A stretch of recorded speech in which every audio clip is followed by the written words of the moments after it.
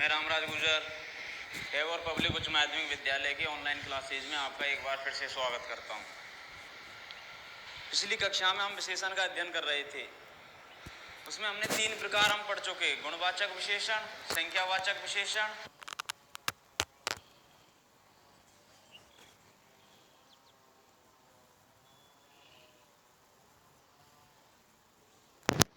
और परिमाणवाचक विशेषण। परिमाणवाचक विशेषण में लिखवाया नहीं था कुछ भी, यानी परिभाषा आपको केवल बोली थी। आज एक बार बोर्ड पे लिख के और बता देता हूं। उसके बाद में लास्ट बचेगा आपका संकेतवाचक विशेषण। देखिएगा, संकेतवाचक विशेषण।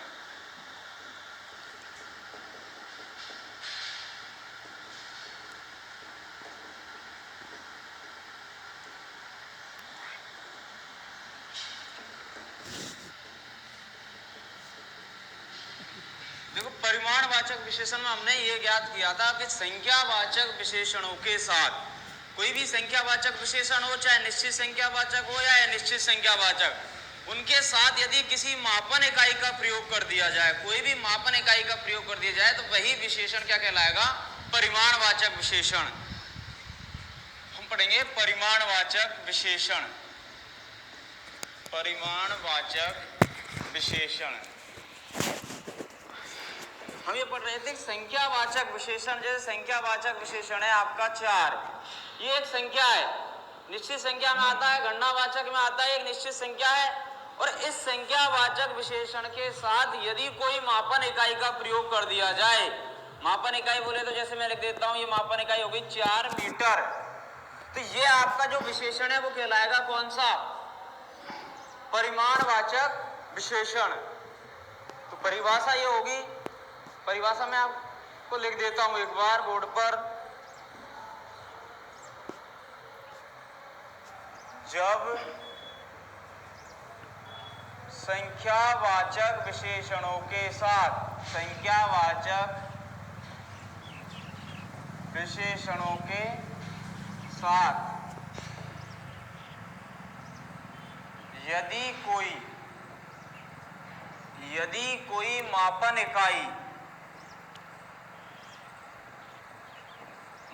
इकाई का प्रयोग कर दिया जाए, इकाई का प्रयोग कर दिया जाए, तो वह परिमाणवाचक विशेषण कहलाएगा। परिमाणवाचक विशेषण कहलाएगा। कुछ नहीं है, संख्यावाचक विशेषण आएगा, कोई सा भी संख्यावाचक विशेषण को आप याद कर लो। संख्यावाचक विशेषण आपको अगर याद हो जाएगा तो उसके साथ में केवल किसका प्रयोग होना चाहिए? मापन इकाई। और मापन इकाई आपकी क्या होती है? Litre, metre, kilometre, feet, centimetre, quintal, ये सब किस में आती है? मापन इकाई में। इसी आधार पर जैसे आपने पढ़ा था, संख्यावाचक विशेषण के 2 भेद पढ़े थे, एक थी निश्चित संख्या और एक अनिश्चित संख्या। ठीक उसी प्रकार से भी परिमाणवाचक विशेषण के भी 2 प्रकार होते हैं। पहला प्रकार होता है इसका कौन सा? निश्चित परिमाणवाचक विशेषण। निश्चित परिमाणवाचक विशेषण पहला प्रकार हो गया, निश्चित परिमाणवाचक विशेषण। इसमें क्या है, जो निश्चित संख्यावाचक विशेषण के जितने भी उदाहरण थे आपके, उन उदाहरणों के बाद में क्या आनी चाहिए? मापन इकाई। किसके उदाहरण कहलाएंगे फिर वो? निश्चित परिमाणवाचक विशेषणों के। परिभाषा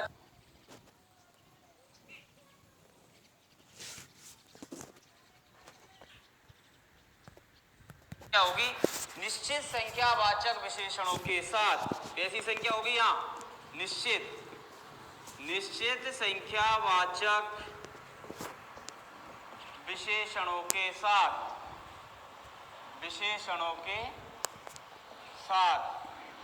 यदि कोई मापन इकाई का प्रयोग कर दिया जाए, इकाई का प्रयोग कर दिया जाए, तो वह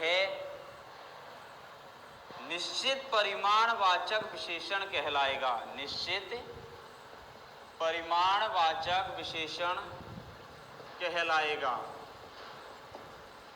निश्चित संख्यावाचक के बाद में अगर मापन इकाई का प्रयोग करेंगे तो वो कहलाएगा निश्चित परिमाणवाचक विशेषण कहलाएगा। जैसे उदाहरण देखते हम 2 kg अर्थात 2 किलोग्राम, ये क्या है? निश्चित संख्या। 4 feet 20 quintal 50 metre 10 litre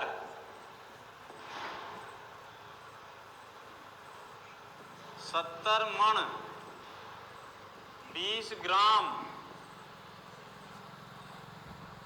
7 inch आदि। ये सारे उदाहरण किस में आएंगे? निश्चित परिमाणवाचक विशेषण में, क्योंकि ये जो संख्या है ये निश्चितता का बोध करा रही है और बाद में क्या लगी हुई है? ये मापन इकाई। तो आपकी परिभाषा यही कह रही है, निश्चित संख्यावाचक विशेषणों के साथ यदि कोई मापन इकाई का प्रयोग कर दिया जाए तो वह विशेषण कहलाएगा निश्चित परिमाणवाचक विशेषण। अगला जो विशेषण है या अगला जो प्रकार है इसका वो है आपका अनिश्चित परिमाणवाचक विशेषण। अनिश्चित परिमाणवाचक विशेषण। देखो इसमें क्या होगा, जो हमने पढ़ा अभी संख्यावाचक विशेषण जो पढ़े हमने, उसमें एक प्रकार पढ़ा था अनिश्चित संख्यावाचक विशेषण।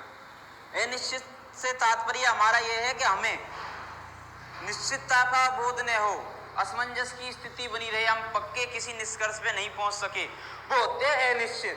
तो ऐसे क्या हो, अनिश्चित संख्यावाचक विशेषण का कोई उदाहरण आ जाए और उसके बाद में क्या लग जाए?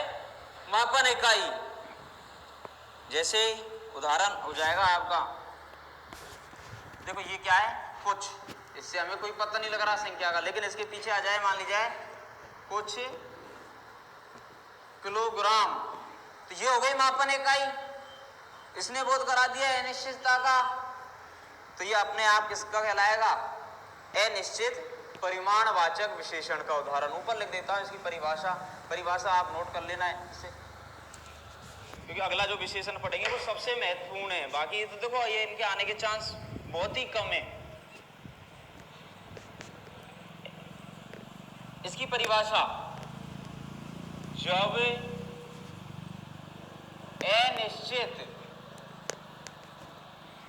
जब अनिश्चित परिमाणवाचक विशेषणों के साथ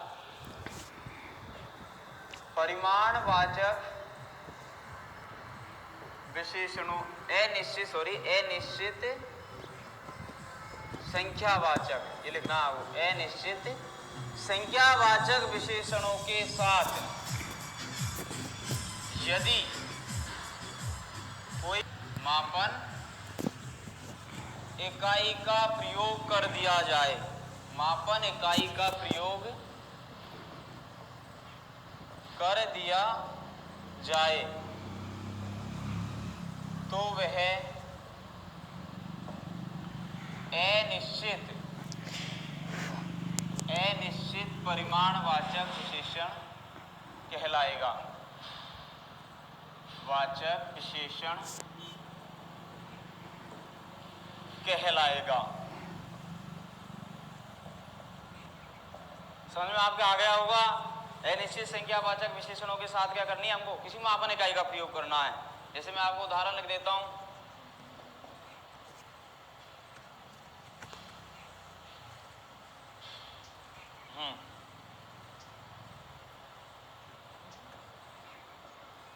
दस बीस किलोग्राम। समझना इस उदाहरण को। देखो यह दो संख्या दी गई है, 10 भी दे रखी है और 20 भी दे रखी है।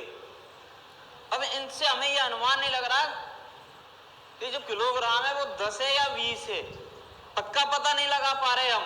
और जब पक्का पता लगा नहीं पा सकते तो वो कहलाता है हमारा अनिश्चित। और बाद में क्या आ रही है? मापन इकाई, और इस वजह से ही हो गया ये कौन सा, निश्चित परिमाणवाचक विशेषण। ऐसे आ जाए कई क्विंटल, कई क्विंटल। अब कई से भी हम अनुमान नहीं लगा पाएंगे, अनिश्चितता की स्थिति बनी हुई है, और क्विंटल क्या हो गई यहाँ मापन इकाई। और जैसे बहुत मीटर, इससे भी हम अनुमान नहीं लगा पा रहे। तो इस प्रकार से